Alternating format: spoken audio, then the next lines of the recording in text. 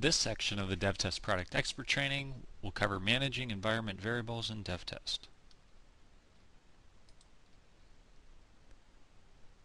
Specifically, we'll be covering what are environment variables, configuring EVs in the DevTest admin, assigning environment variables in the template view, and environment variables and test cycle planning. We'll start in the DevTest admin by taking a look at how you turn on environment variables, and at the same time we'll talk a bit about what environment variables are. First off, if you go to the Feature Options setting in DevTest and select the Enable Environment Variables checkbox and then click the Refresh Project Tree button, then you'll have access to the environment variables setting page. You set up the environment variables so that they're either working at the template folder level or at the template level, meaning do I want to assign out applicable environments for a specific test case based on what folder it's in, or do I want to go to each test template and determine what environments they're applicable for? In either case, based on the selection there, you'll set up which environments you want to be able to track. And before we talk about that, we should talk a little bit about what environment variables will be used for in DevTest.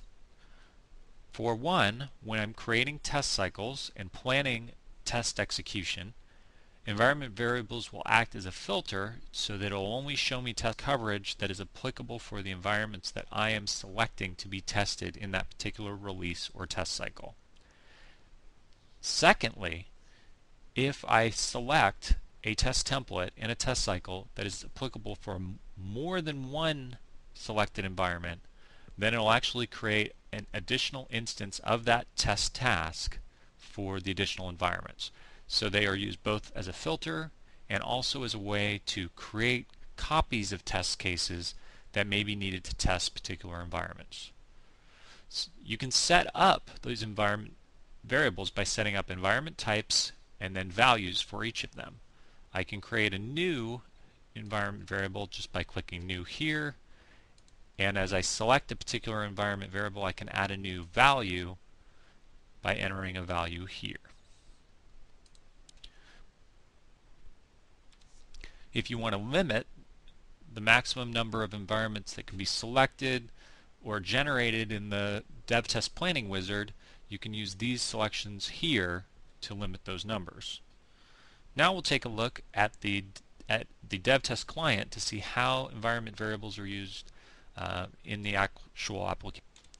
In the template view, depending on whether you've configured your environment variables to be at the folder level or the item level, you'll be able to click on a particular folder, select the environment variable tab, and then you'll be able to decide for each of the environment variables which selections will be applicable. For platform, if a particular test is applicable for Mac, NT, and Unix, I can select all. The Select All feature will also allow you to add additional environment variables in the future and have them be automatically selected. Or I can choose to click Selected and remove an item, or just leave it at these three. But in that case, if I add a fourth selection later to that environment variable, it will not automatically be checked by default. By clicking on the Add Apply to Child folder checkbox here and clicking OK, that means all other folders below this folder will also have the same environment variable settings. If you've chosen to configure environment variables at the template level, then you would do so on one of the Details tabs of each test template. For convenience, we recommend applying them at the folder level. After you've configured all your environment variables, in the planning view, during release creation, you'll actually select which environment variables you want to use. So if I create a new release as an example,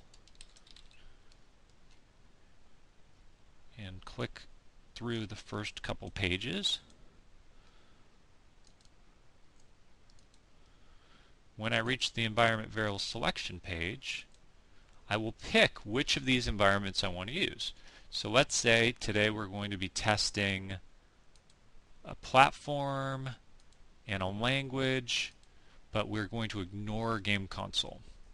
Now I can either choose to ignore or exclude game console.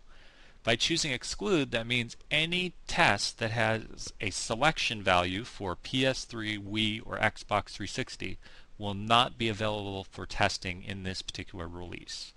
If I click ignore, we will ignore all checks for any of those platforms.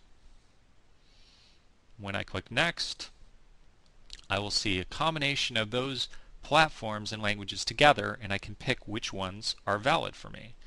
For this example, I'll select all of them, and then we'll go ahead and finish out the rest of this wizard.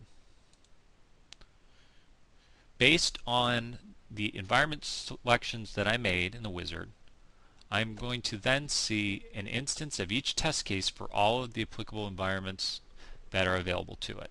So for template 1, for example, all of the environments I selected are actually applicable. So for that one template, I'll actually create 8 different test cases to cover it. That's a brief walkthrough of environment variables in DevTest and how they work.